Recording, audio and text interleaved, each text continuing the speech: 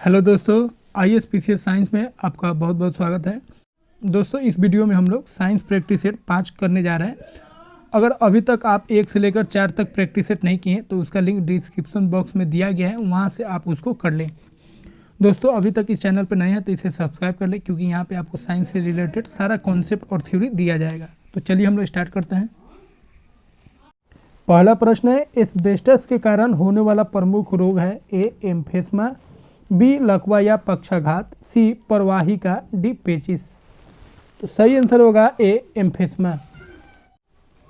अगला प्रश्न है, इंसुलिन उत्पादित होता है द्वारा ए पीयूष ग्रंथि, बी पित्ताशय द्वारा, सी आंत द्वारा, डी पेनक्रियाज ब्रैकेट अग्नाशय द्वारा।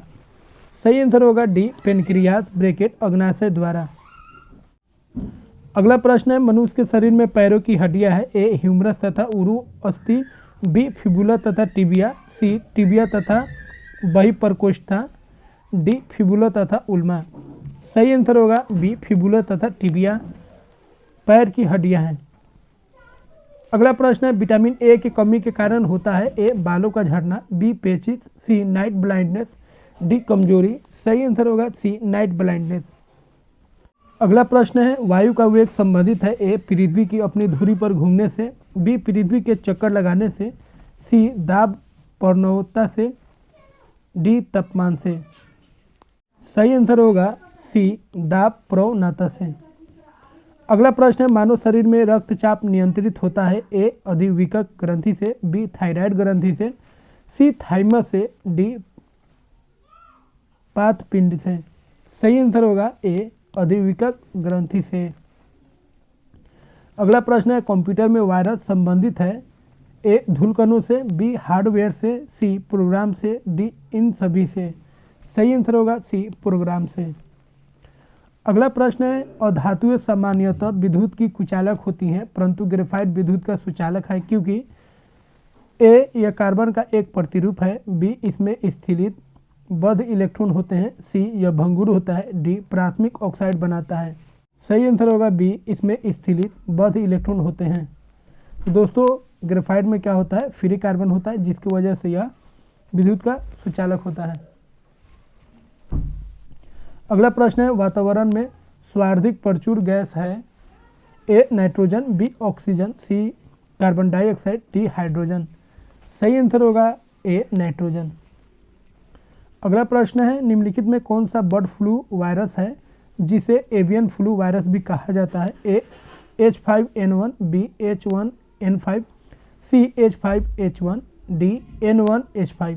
सही आंसर होगा ए H5N1। अगला प्रश्न है, मोबाइल सिम कार्ड में सिम का अर्थ है A subscriber information marker, B subscriber identificational module, C super information master, D super identity marker. सही आंसर होगा बी सब्सक्राइबर आइडेंटिफिकेशन मॉड्यूल। अगला प्रश्न है, यदि एक पेंडुलम से दोलन करने वाली घड़ी को पृथ्वी से चंद्रमा पर ले जाया जाए तो घड़ी होगी ए सुस्त, बी तेज, सी पृथ्वी के समान समय देगी, डी कार्य करना बंद कर देगी। सही आंसर होगा ए सुस्त हो जाएगी, क्योंकि जब पृथ्वी से चंद्रमा पर कोई पेंडुलम का घड़ी ले जाएगा तो वहाँ पे जी का मान कम हो जाएगा और जी के मान कम होने से घड़ी जो होगा सुस्त होने लगेगा। अगला प्रश्न है, जब प्रकाश की तरंगें वायु से कांच में होकर गुजरती है तब कौन से परिवर्त प्रभावित होंगे ए तरंग दैर्ध्य, आवृत्ति तथा वेग, बी केवल वेग तथा आवृत्ति, सी केवल तरंग दैर्ध्य तथा आवृत्ति, डी केवल तरंग दैर्ध्य तथा वेग। तो सही आंसर हो जाएगा केवल वेग तथा आवृत्ति।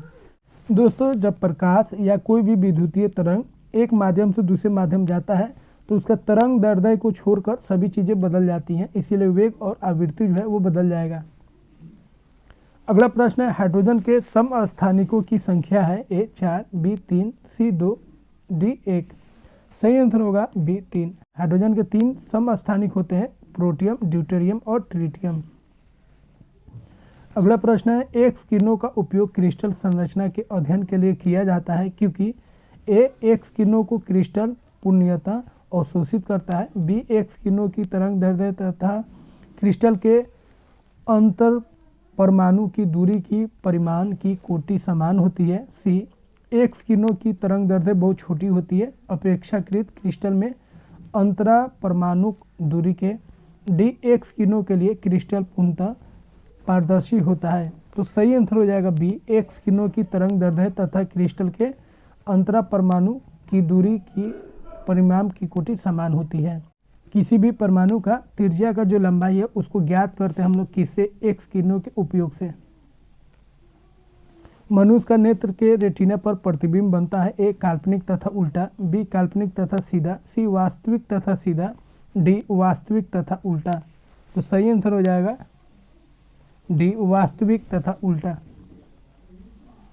अगला प्रश्न है सीमेंट के ग्राइंडिंग प्रक्रम के अंतर्गत क्लिंकर चूर्ण में जिप्सम मिलाने का उद्देश्य है, ए सीमेंट का रंग तथा संविति को सुधारना, बी एक समान मिश्रण बनाना, सी सेटिंग की दर की त्वरित करना, डी सेटिंग की दर को मंदित करना। तो सही आंसर हो जाएगा डी सेटिंग की दर को मंदित करना। तो सीमेंट जल्दी जमे नहीं, सॉलिड नहीं बन पाए, नहीं तो बेकार हो जाएगा, इसके लिए हम लोग क्लिंकर चूर्ण में जिप्सम को मिलाते हैं। अगला प्रश्न है प्राकृतिक गैस का मुख्य अवयव है, A methane, B ethane, C butane, D hydrogen. तो सही आंसर हो जाएगा ए मीथेन। अगला प्रश्न है पौधों में क्लोरोफिल बनाने के लिए कौन सा तत्व सहायक होता है, A calcium, B magnesium, C potassium, D phosphorus. सही आंसर होगा बी मैग्नीशियम। अगला प्रश्न है वह तापमान जिस पर सेंटीग्रेड तथा फ़ारेनहाइट थर्मामीटर की रीडिंग एक समान होती है, ए 212, बी 100, सी 40, डी -40। तो सही आंसर हो जाएगा डी -40। तो -40 डिग्री पर सेंटीग्रेड तथा फ़ारेनहाइट में जो टेम्परेचर होगा वो समान होगा। प्रश्न है निम्न में कौन सा पदार्थ नाभिकीय रिएक्टर में मंदक का काम करता है, ए ओजोन, बी भारी हाइड्रोजन, सी भारी जल, डी हाइड्रोजन पेरोक्साइड। तो सही आंसर हो जाएगा सी भारी जल। अगला प्रश्न है प्रकाश संश्लेषण का अंतिम उत्पाद है, ए कार्बोहाइड्रेट, बी कार्बन डाइऑक्साइड, सी ऑक्सीजन, डी जल। सही आंसर होगा सी ऑक्सीजन। अगला प्रश्न है ओमेगा 3 इसका एक वर्ग है, ए वसीय अम्ल, बी विटामिन, सी प्रोटीन, डी डेयरी उत्पाद। सही आंसर होगा ए वसीय अम्ल। अगला प्रश्न है निम्न में से कौन परमाणु संरचना के सिद्धांतों से संबंधित नहीं था, ए डाल्टन, बी रदरफोर्ड, सी बोर, डी क्यूरी। तो सही आंसर हो जाएगा डी क्यूरी। ये तीनों जो हैं वह परमाणु संरचना के सिद्धांतों से संबंधित हैं। अगला प्रश्न है इस धातु के यौगिक कुछ शीशों तथा साबुन दोनों के घटक हैं, A calcium, B potassium, C aluminium, D iron. सही आंसर होगा बी पोटासियम।